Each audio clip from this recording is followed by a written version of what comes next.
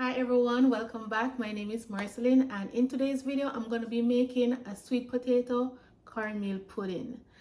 I love both of them, so today we're going to combine them. Usually I would add a little bit of cornmeal in my sweet potato pudding, but today we're going to go half and half so that you can have the best of both worlds.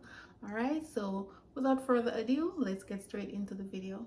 So I have my coconut here. What I'm going to do is I'm going to go outside and remove the coconut, the flesh, and I'm gonna go ahead and blend it. All right, as for my potatoes, I am going to grate them. Not everyone likes the grater, but I'm gonna grate it. If you don't want to grate it, go ahead and blend it, but I feel like your potato pudding get a perfect texture when it's grated, but it's up to you. All right, so we're gonna do the coconut first, and then we peel our potatoes. Coconut milk nice and rich. So before I squeeze out the juice, I'm going to take out 1 cup of the shredded coconut to add to my pudding. Yeah, I like when I'm biting in my pudding and I can taste pieces of coconut. It tastes really good. We don't juice it out, we keep a little of the milk in it. Alright, so now that we have the coconut milk out of the way, I'm going to go ahead and grate my potatoes. I'm gonna go ahead and grate it. You can either use the very fine part or the fine shredded area. Alright, so I'm done grating my potatoes. This is the original color, but as you can see, the one on top, whenever you peel your ground provision and the air touches it, it oxidizes and the color changes. So it's no longer yellow, it's turning brown, but it's good. All right, nothing is wrong with it. And the same for my yellow yam. I have a slice here because I have it peeled. It starts to oxidize and the color starts to change, but that doesn't mean that it's not good. I'm gonna go ahead and grate it. So you don't need more than the 1 slice of the yellow yam, and this will help to bind your pudding to give it a nice texture, because you know the potato is very soft and cannot stand on its own. So you either have to add some flour, a little yellow yam to help to hold it together. All right, so that's it for the yam. We're going to combine all our dry ingredients. Sometimes I combine all the wet ingredients and add it, but if you're a first time baking pudding, you don't want to add too much liquid to your pudding, so it's best if you combine all of your dry ingredients like your potato, your cornmeal, your sugar, everything, and then you gradually add your coconut milk until you have the texture that you want.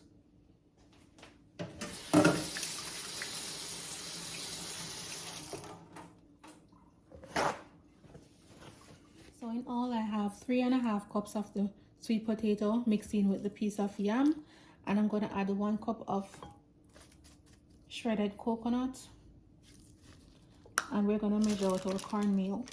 I'm using the extra fine cornmeal, and I know that in the beginning I said that we're going to go half and half, but I'm not going to add 3.5 cups of cornmeal because cornmeal swells.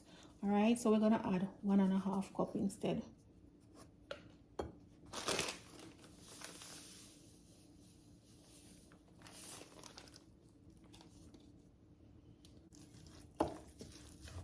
I'm going to add 1.5 cup of brown sugar, and if you need to add more, you can taste it afterwards and see if you would like to add more. I know that everyone's sugar intake is different, so when I'm making my pudding, I normally add like 1 cup to 1.5 cups of sugar to my preference. All right, so whatever your sugar intake is, go ahead and gradually add your sugar until you have your desired taste. All right, 1 teaspoon of cinnamon, teaspoon of nutmeg,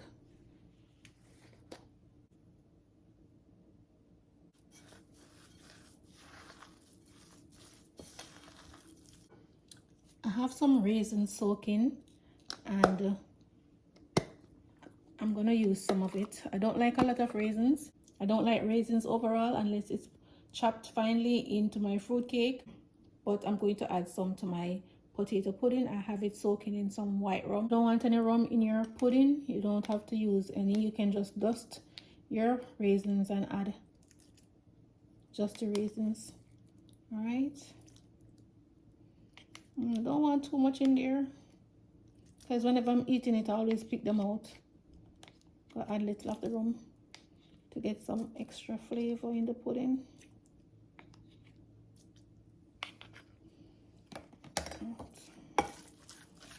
Now to help to bind everything, I'm going to add about half cup of flour. Dust the flour in there to help with it.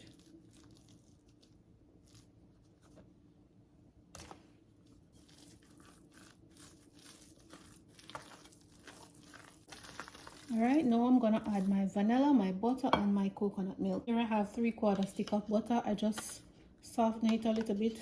We're gonna add that to our pudding. Smells so good already, guys. We're gonna add our coconut milk and our vanilla. Exactly 2 cups of coconut milk. So let's add 1 cup first. So we're gonna add the other cup because we don't want the coconut, we don't want the pudding to be tough. We want it to be nice and soft. Now sometimes people always ask me why I don't put any baking powder in the pudding. I don't think baking powder is necessary in pudding, but if you want to go ahead and add just a pinch, you can do that. I'm going to add a tablespoon of vanilla. I'm gonna add a little red label wine. Doesn't hurt to add a little.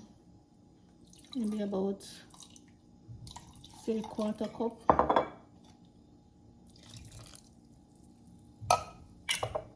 These raisins are gonna last in the pudding. We're not gonna be able to find them, but it's up to you the amount of raisin you wanna add in there. I don't want too much in mine.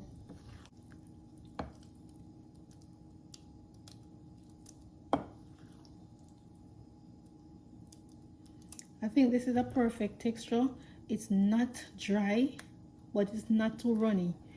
It has enough liquid in there to cook the pudding. All right, but now I'm going to taste it because I have to make sure that this is perfect before I add it to my baking pan. A bit of molasses in there, and it gives it a nice distinct flavor. If you don't have it, you don't have to add it, but trust me, upon using just the brown sugar, you can use just the brown sugar if you don't have it, but if you use a little bit of this in there, it gives it a nice distinct flavor. So go ahead and try it out and let me know. So my oven is preheated at 280 simply because I want it to slowly bake so that the potato can get to cook properly and it don't rush, because I don't want to put it at 350 and then it bake too fast. All right, so I have it at 280 and my pot is already greased. I'm using this small Dutch pot that I have, and I grease it with butter. I'm gonna pour my ingredients in.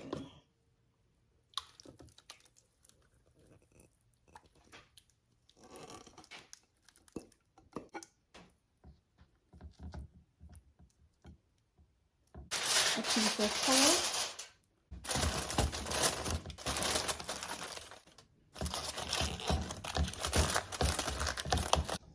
I have 1 cup of coconut milk in here.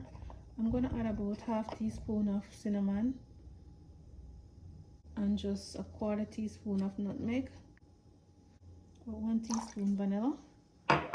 Then we're gonna add some sugar to that. Add some sugar. So we call this the soft top, and it gives the top of the pudding a nice soft texture, but it's optional. You don't have to do it. All right. So it's been 1 hour. And the pudding is firm around the side. The middle is still soft. So now I'm going to pump the oven up to 350 and pop it back in there. Okay. It's getting firm. So we're gonna add some coconut milk on the top.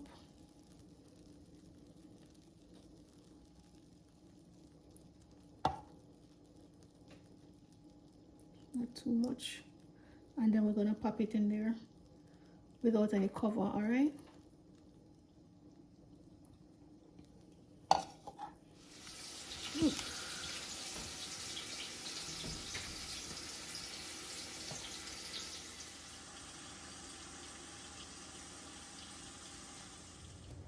Okay, my friends and family, it's time to cut it.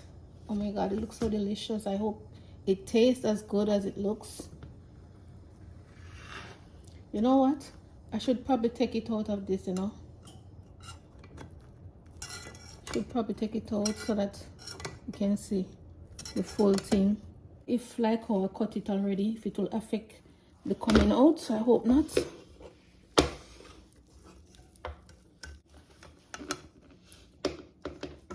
Let me get another spatula. Ooh, I made it. Came out really clean. All right. So let's proceed.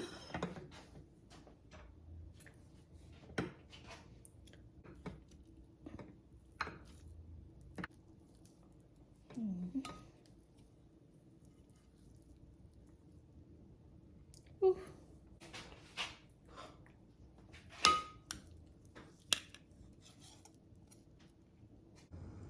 So I'm gonna take a bite. I can't eat off this slice. I was just taking picture, hence the cherry and the mint. But I'm gonna take a bite now. Here we go. That's the texture, guys. There you go.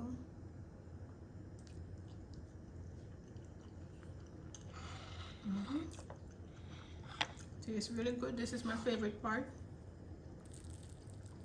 Right here. You know what? Even though I add the extra tablespoon of molasses, it's not sweet. And I added 2 cups of sugar, and it's not really it's not overly sweet. So good.